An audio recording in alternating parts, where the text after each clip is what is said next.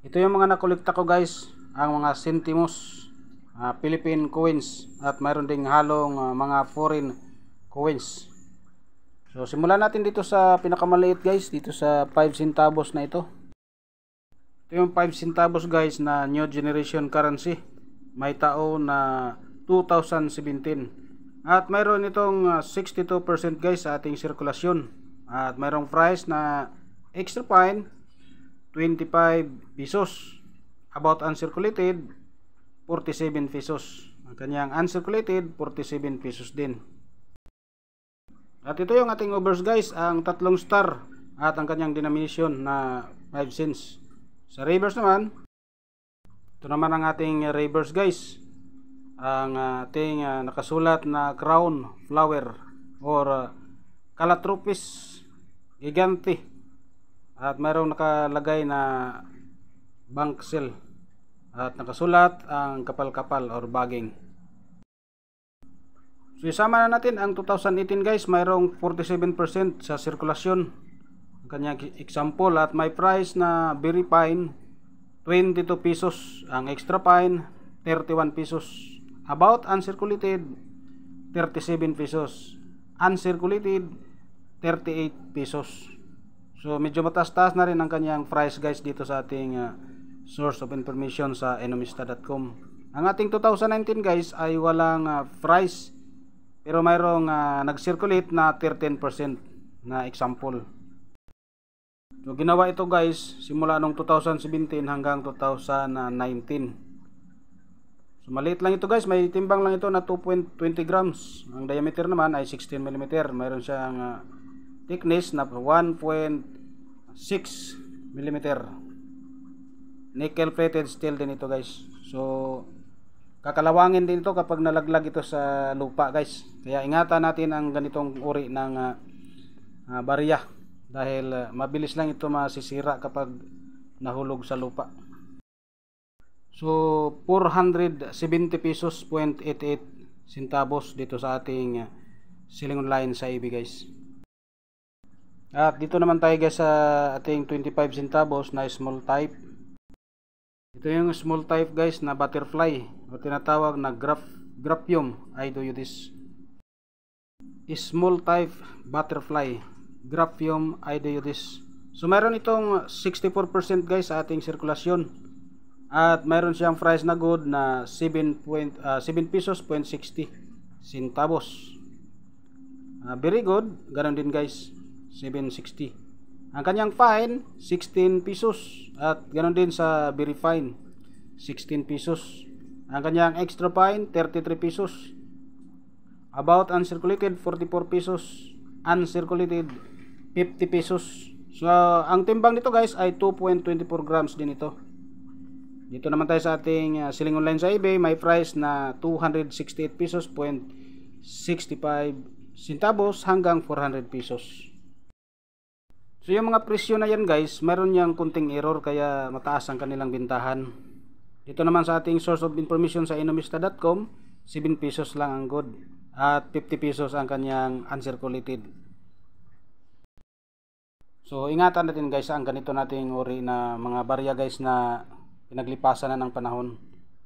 Tapos na ito guys, na demonetize na ito. At dito naman tayo guys sa ating 10 centavos guys na si Francisco Baltasar. Ito yung bagong lipunan series 1979 hanggang 1982. Ating 1982 guys na mayroong 39% sa sirkulasyon. Ang ating ang bagong lipunan series. May good 6.30 centavos. Ang very good 12 pesos. Ang fine 13 pesos. Very fine 19 pesos. Very fine 15 pesos. Extra fine 15 pesos. About uncirculated 15 pesos.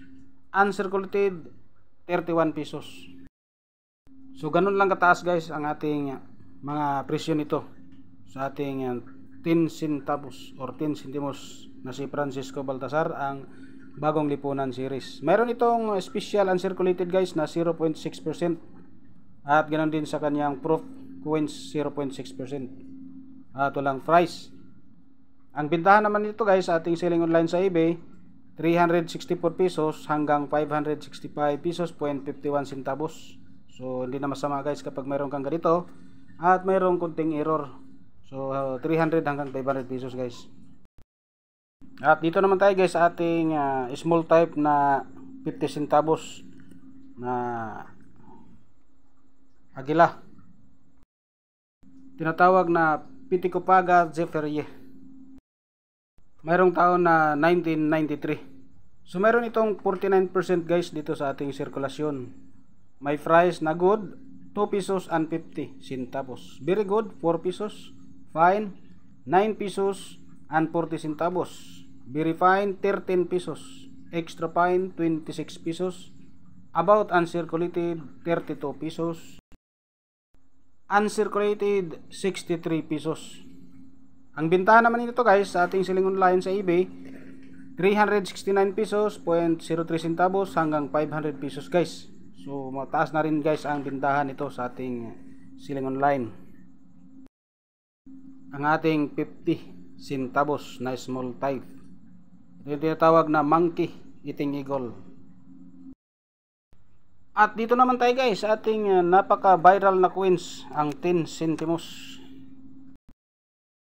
Sobrang taas ang kanyang presyo dito sa ating selling online. Itong ating 10 centimos guys na Francisco Baltasar na mayroon taon na 1971 ay mayroon itong ginawang 80 million kapiraso Denver Mint at mayroon lang itong 27% sa ating sirkulasyon. At mayroon din siyang price na very good, 5 pesos.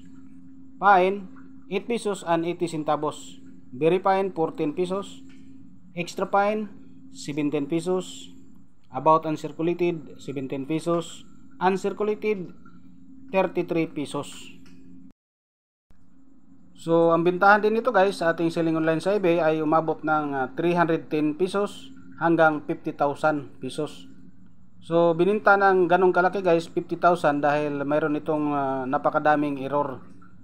Kaya kung gusto nyo magkaroon ng ganyan guys, makabinta kayo ng maganda na guys kung paggraduhan natin sa ating mga professional kuwe na kolektor para mayroong certification